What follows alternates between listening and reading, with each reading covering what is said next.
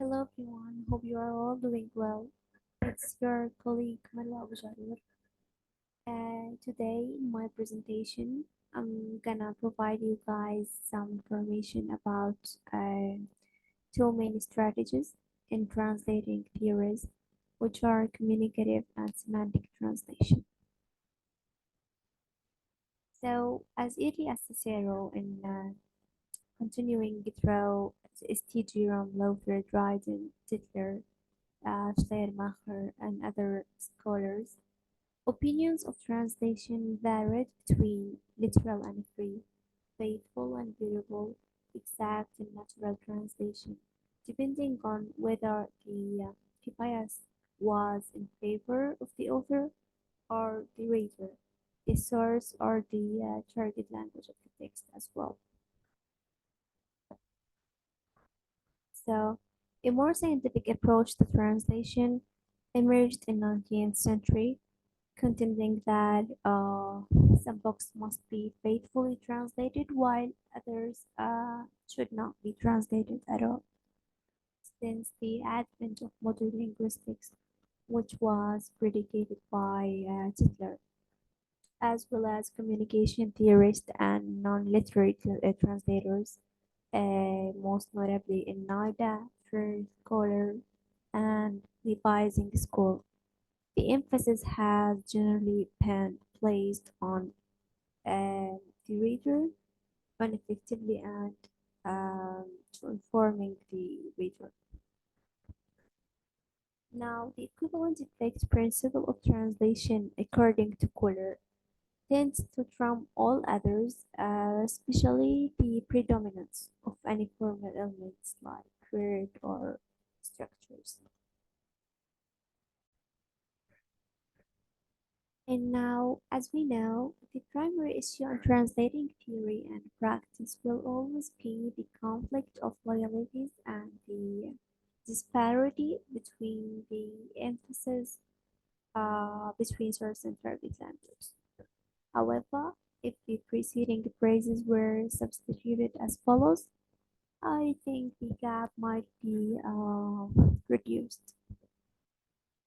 As we can see here, literal and faithful translation included in source language bias, and this is the case for a semantic translation, while free, idiomatic, and communicative translation represent the target language bias. So, communicative translation attempts to produce on its reader an effect as close as possible to what original readers experienced, while semantic translation makes an effort to render as accurately as the second language semantic and syntax structures allow the exact conceptual meaning of the original. Okay. Now, theoretically, there are wide differences between those two methods. When we said communicative translation, we only addresses the second reader who would expect a generous transfer of foreign elements in his own culture, as well as his language when necessary. So the following example will clarify this idea.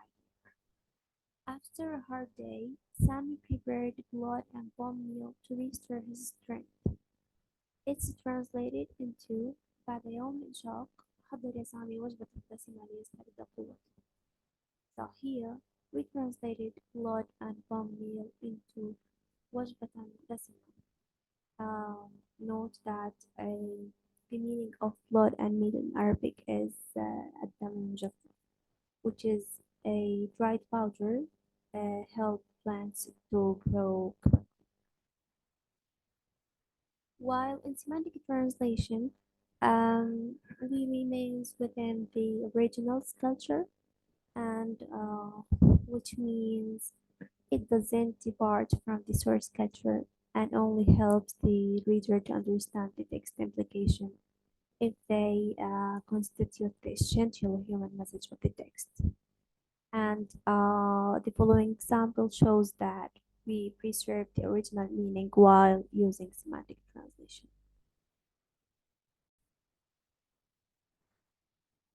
In general, communicative translation tends to under-translate, like we use more generic all-purpose phrases in challenging areas, as is typically smoother, simpler, clearer, more direct, and conforming to a certain register of the language.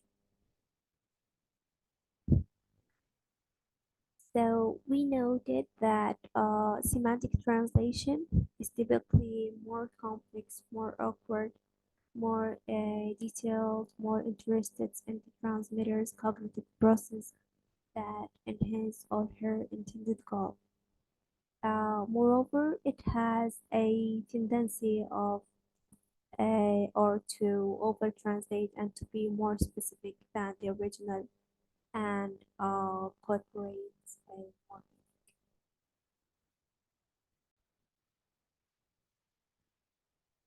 However, the literal word for word translation is not only the best techniques of translation that is acceptable in both communicative and semantic translation, as long as similar results is guaranteed. On the other hand, for the two languages in question, both semantic and communicative translation adhere to the commonly used syntactic equivalents, as we see in this example. Now, any deviation from the source language stylistic norms would be reflected in an equally wide deviation from the target language norms in semantic but not communicative. However, where these norms clash, the deviation are difficult to formulate, and the translator must demonstrate some tension between the writer's style and the constraint of the TL. So, in order to compromise between the norms of the two languages and the writer, the translator may shorten the sentence in situation where the writer utilizes lengthy, complicated sentence in a language where a sentence is literary style are typically complex and longer than the target language. So, however, he should trust and believe the author rather than the language, which is a collocation of abstractions.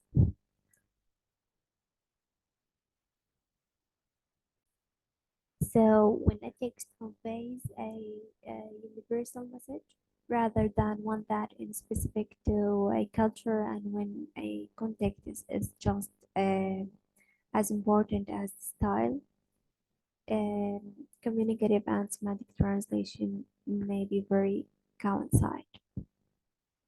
This is especially true when translating the most significant religious, uh, physiological, artistic, and scientific texts. Presuming that second reader will be just as knowledgeable and interested as the first.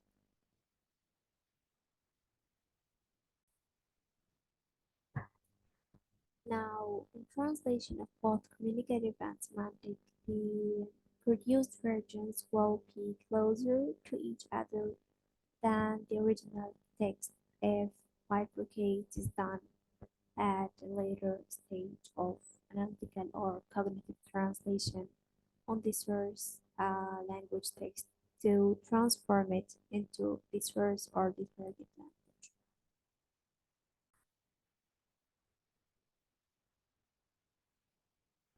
So, communicative translation requires a bold attempt to arrange and clarify the material. In contrast, the cognitive translation, which proceeds, which produces a badly written and revealing text. Okay, and the following text uh, would need to be extensively rewritten before it could be translated.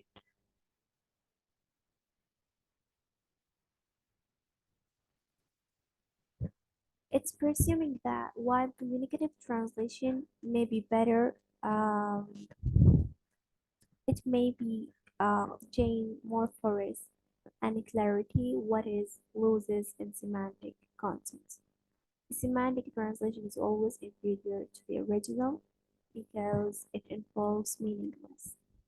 Now, the communicative translator tries to write a little bit better in his own language than the originals, unless he is copying the established formats for notice or communication.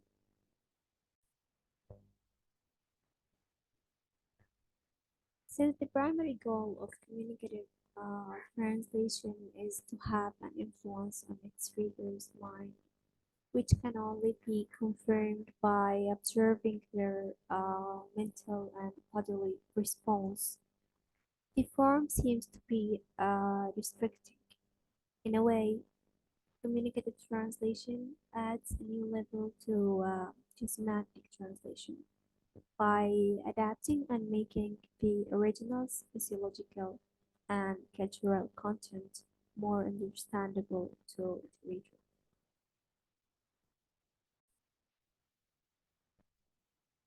Instead of using the term pragmatic, Newmark would like to refer to communicative and semantic translation as different iteration or revisions of cognitive translation.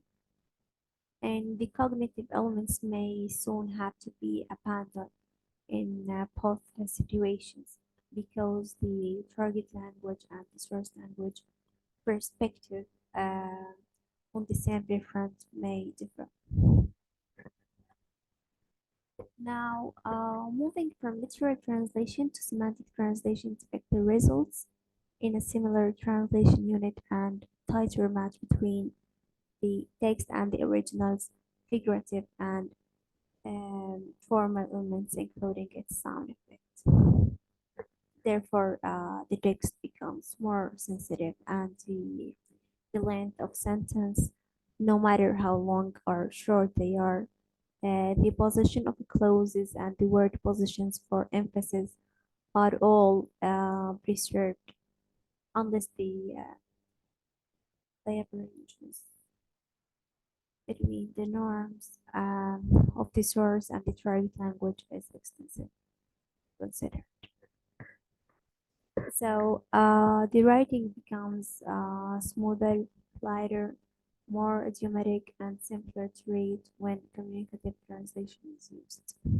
While semantic translation is basically um, addresses the one readers only, namely to the writer of the source language text who is assumed to be able to understand the target language and serve the best judge of translation quality.